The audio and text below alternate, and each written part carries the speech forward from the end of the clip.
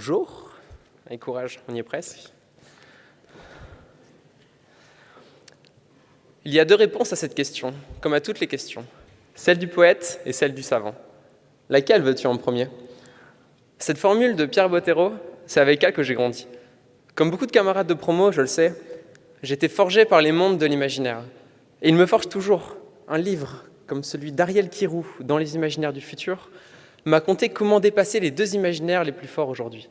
D'un côté, la démesure technologique et de l'autre, l'apocalypse environnementale. Je l'ai rencontré ici même, il y a un mois, presque jour pour jour, lors du Festival international de science-fiction de Nantes, les Utopiales. C'est là, dans ce festival trop méconnu des Centraliens, qu'artistes et scientifiques, autrices et créateurs entrevoient des futurs désirables, inventent d'autres relations au travail et luttent contre les biais sexistes et racistes. Aux Utopiales, les réponses du poète et du savant se complètent. Moi, c'est Hugo. Au lycée, j'hésitais entre prépa littéraire et scientifique. Vous devinerez mon choix. J'intègre Centrale Nantes en 2017, école que j'ai choisie autant que la ville. Au cours de mes études, je découvre le projet Low Tech with Refugees. Renforcer les liens et les compétences de chacun, mêler soutenabilité et humanité, ça résonne très fort en moi. Et je pars plusieurs mois à Lesbos, une petite île grecque au bord de la Turquie, point d'entrée du flux des réfugiés iraniens, syriens ou afghans. Mais je souhaitais par-dessus tout éviter le syndrome du sauveteur blanc. Je ne suis pas médecin, je ne suis pas psychologue, j'ai rien à faire dans un camp de réfugiés.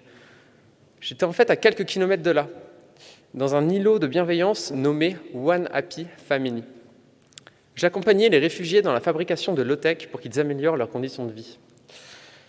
Nous fabriquions des matelas d'isolation avec de la mousse de gilet de sauvetage, des poêles chauffants avec des boîtes métalliques d'huile d'olive ou des meubles à partir de palettes.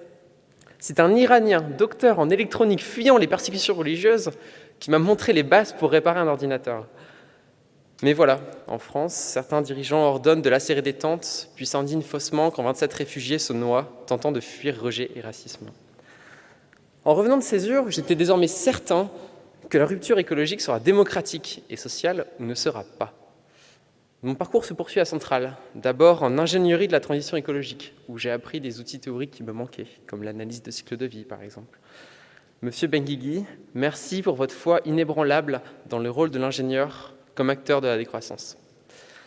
D'un autre côté, en option matériaux et procédés, j'ai beaucoup appris sur les problèmes de ressources et les flux de matière. Je remercie ici Erwan Véron et Bertrand Hinault pour avoir montré qu'il est possible de bousculer les enseignements de spécialité et inclure un cours matériaux et société, dont je suis ravi d'avoir aidé à construire la première version. Oui, les cours dédiés à la rupture écologique, désormais enseignés à l'école, sont indispensables. Changement climatique, ressources, énergie. Mais ce qu'attendent réellement les étudiants, ce sont des applications directes, sobriété de données en informatique, construction en terre crue, en génie civil. Moi, je rêve d'un laboratoire low-tech multidisciplinaire à Centrale Nantes, où tant de choses bougent déjà. On pourrait travailler sur le recyclage des métaux par énergie solaire concentrée, l'habitat frugal ou la réutilisation des composants informatiques. Et enfin, je voulais remercier mes parents, qui sont loin du monde scientifique, pour leurs apports empathiques innombrables et dont je suis si fier. Et pour rendre hommage à un auteur que j'aime beaucoup, Ayerdal, et demain, une oasis. Merci.